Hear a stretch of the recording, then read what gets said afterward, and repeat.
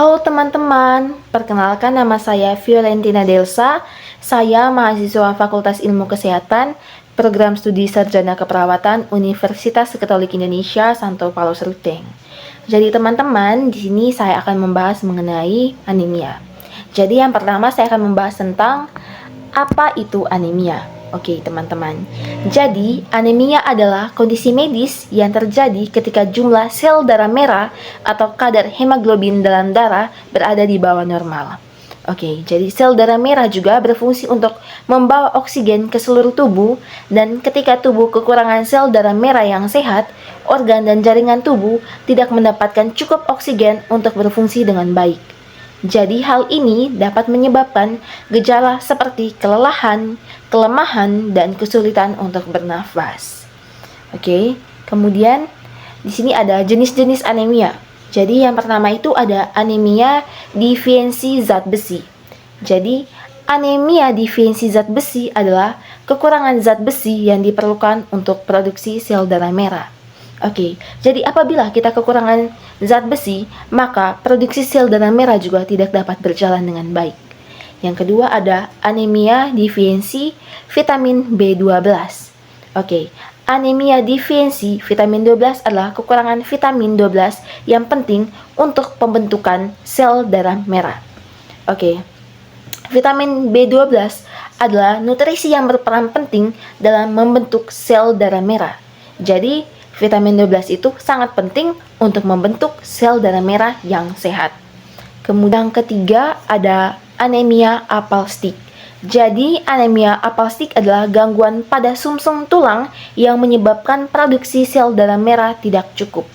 Kemudian ada yang keempat ada anemia sel sabit.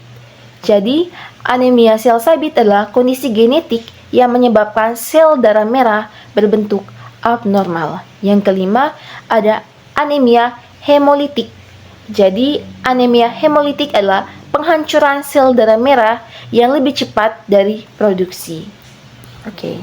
Kemudian ada penyebab utama anemia. Yang pertama ada kekurangan nutrisi. Kekurangan nutrisi di sini seperti zat besi, vitamin B12 atau folat yang diperlukan untuk pembentukan sel darah merah. Apabila kita kekurangan nutrisi, maka pembentukan sel darah merah itu tidak dapat berjalan dengan baik. Yang kedua ada kehilangan darah. Oke, jadi kehilangan darah adalah akibat pendarahan berat, baik melalui menstruasi yang berlebihan, cedera, atau masalah pada saluran pencernaan. Yang ketiga ada penyakit kronis. Beberapa penyakit seperti ginjal, kanker, dan radang sendi dapat mengganggu produksi sel darah merah. Kemudian yang keempat ada gangguan sumsum tulang. Gangguan sumsum tulang yang mengurangi produksi sel darah merah seperti pada anemia aplastik atau leukemia. Kemudian ada pengobatan anemia. Yang pertama ada anemia defisiensi zat besi.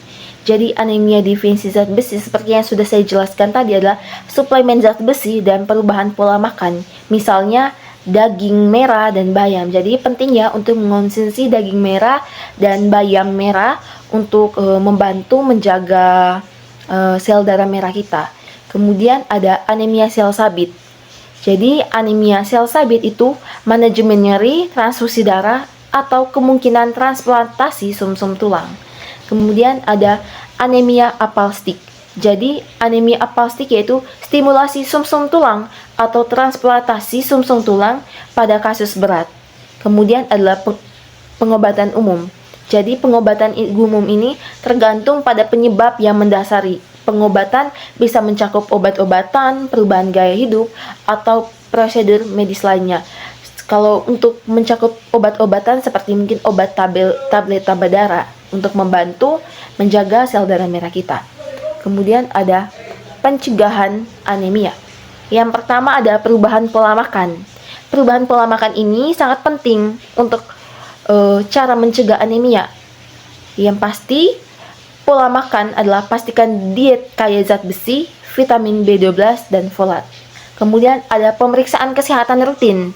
Jadi pemeriksaan kesehatan rutin ini adalah tes darah secara teratur, terutama bagi mereka yang berisiko terkena anemia.